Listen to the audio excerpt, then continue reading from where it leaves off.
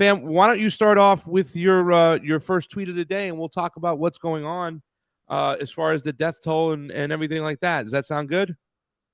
Yeah, that's fine. I just want to bring up the fact that we're in the middle of a war that is pretty much escalating into World War III. I mean, we have already verified facts that the Yemeni government, a lot of people are confused about this, but long story short, the Yemeni government, the official government that is actually in charge of the majority of the Yemen people is actually the real government, the government that is operating from a wealthy part of the Middle East is not really in charge of the government. The Yemeni government, which includes part of the Houthis, have already sent missiles to against Israel. They have already sent missiles in favor of protecting the Palestinian people. You have Hezbollah involved. You have the Palestinian resistance, which is made up of at least 17 factions and more. Mm-hmm. You have parts of Nasrallah. You have parts of the Palestinian Hamas, which is made up of several parts. Like it's just, there's just so much going into it. When people in the media say this is just Hamas, it's completely dismissing the vast majority of Palestinians, not just people in the Fatah party or the Palestinian Authority, which are more moderate, but the militants that are involved in the Al-Qassam brigades that are part of Hamas as well. So you have this whole axis of resistance that has been pushing through, and they are waiting because Israel wasn't going to go in according to everybody, because they knew they were going to get beaten down. So initially, when they first went in a couple days ago, they retreated back because they really they weren't ready for it, right? And now they've been going in. They've attacked the Jardula refugee camp, which we talked about yesterday, killing over 400 people, including mostly children and women. And so now you have them continuing these attacks throughout the night. And you have Iran, who has given an ultimatum, I think, until Friday. If they don't have a ceasefire, they're going to go in. This is World War III, no matter how you want to look at it, because if Iran comes in, and we have already, Dan Cohen posted a tweet, and this is not just the only thing that I've seen, but this is one of the supplements that I've seen. Dan Cohen posted a tweet of U.S. troops already in this region, already fighting on behalf of Israel. So you're seeing this, the U.S. is definitely complicit. Not only are they giving money to Israel, they're giving these weapons that were used to destroy a refugee camp in Palestine, U.S. made weapons. So what we're seeing here is a certain level of just departure coming in, right? We saw the president of Bolivia. I don't think I got a chance to put it there. But the country of Bolivia, the minister of Bolivia, the ambassador to the UN of Bolivia went on and said, this issue of Palestine isn't just about Palestine. It is a global issue about supporting human rights in general. And of course, Bolivia recalled its ambassadors from Israel. It's completely ceased relationships. And then after that, Colombia and Chile followed by recalling their ambassadors. And then Jordan did the same thing recently as well. So we're seeing this whole shift happen right now as we speak. Everybody else is waiting to see how everybody will react. President Putin did speak and said that Palestine needs to be a legitimate state, that there needs to be the establishment of a Palestinian state. Mm-hmm. China has gotten more aggressive into also what they've been saying.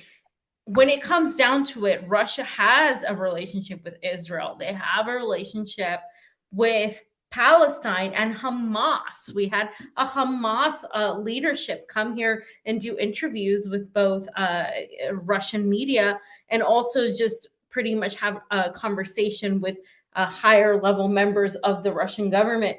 Now, what does that mean? Does that mean that Russia is pro-Hamas? Russia has always said that they follow the UN Charter, that they are going to pursue some sort of diplomatic relationship. But the reality is, when it comes down to it, if we are going towards World War III, as we're seeing, Russia's going to have to make a decision.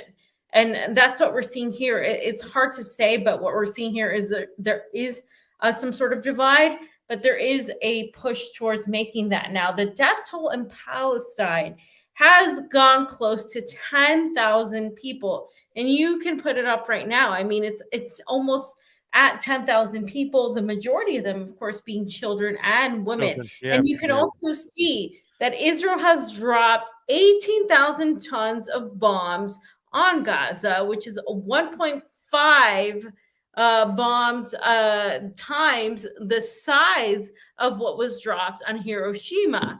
Now, you know, Pasta, you said this many times, Gaza is highly, highly dense. I mean, this is a population where so many people live in such a small part of small area of people. And this is ridiculous. People keep talking about Holocaust. They keep talking about Hiroshima. Well, this is actually worse as thus far that we've seen. So I think people need to understand what we're talking about here. It's one thing to see the images of the bombed hospitals, the bombed schools, the children that we're seeing that have been completely just bombed to pieces or completely just decapitated or in some sort of fashion, limbs and families and women and everybody crying about this because this is what's going on. It's another thing to actually look at the numbers because some people, you know, they're not like us. They don't look at the compassionate end of it. We're talking numbers here. These numbers don't lie. These numbers show that what we're doing to Palestinians is far worse than what was done to Hiroshima. Not that what was done to Hiroshima was good, but what we're doing here to these people that have already been living in these conditions in a concentration camp, it is absolutely awful. Yeah. Jamie, see if you can make that big, like open it up a little bit. Maybe we can read some of that so that people can see it at home. Never mind. But it did say, put it back up if you can. 1.5 times more, 18,000 tons, more than 200,000. What is that? Damaging more than 200,000 buildings, fam? 200,000 buildings. Holy shit. I know there was like 1.5 million displaced, 12 hospitals, 45 schools. Fam, remember when they said, oh my God, it was Hamas rockets that actually went off and blew up the school? No. Sorry. What it was is that the fact that Israel constantly bombs hospitals. Thank you. There you go. Israel constantly bombs hospitals. The WHO has told Israel, hey, can you please stop bombing hospitals? Yeah, we understand that you give them a warning, but please let's go easy on the hospitals. And everybody at Fox News and all these other freaking cuck stations, right? What did they want to do, fam? They wanted to say, oh, wait a second. They didn't bomb the hospital. We shouldn't jump really quickly. I'm like, dude, they've been bombing hospitals for years. For years. Let's go down a little bit on this graph if we can. And you can see some of the pictures. And like you said, 5 times more the force than the bomb dropped on Hiroshima on Japan. That's crazy. More than 200,000 buildings. We just talked about completely destroying 32,500 buildings gone. That's ridiculous. Causing major damage to 230 schools, putting 45 schools completely out of service and 12 hospitals of the 35 Gaza hospitals. And from what I understand is when they had, fam, the internet turned off, the hospitals didn't know where to go to pick up the bodies and people who were injured. I heard it was crazy. I heard it was terrible.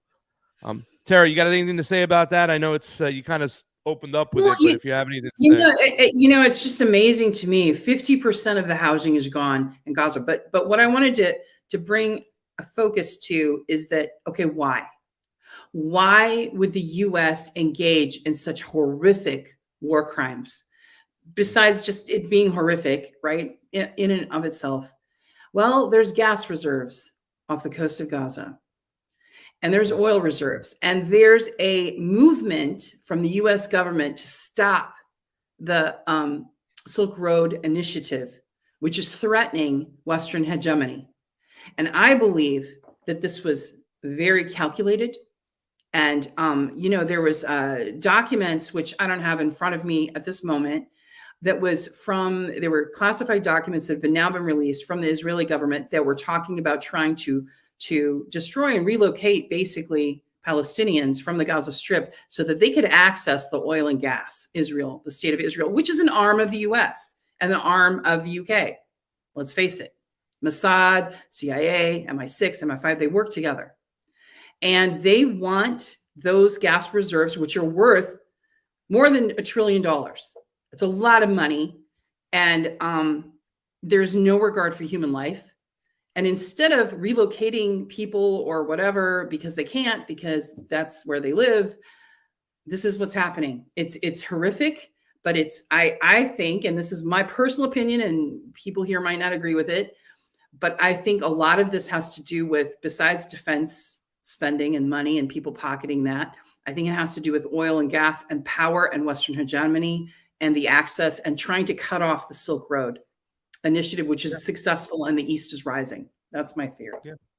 And also too that, along with the little cherry on top, they also want the land. They wanted the land for quite some time. They've colonized the rest of the, 600,000 colonizers are now in the West Bank. So that's on its way. That project is halfway from being done. So they want to wrap up everything in Gaza. They've expanded so much. A Jewish guy from New York has rights to that land over a Palestinian who was born there, and that is quite sad.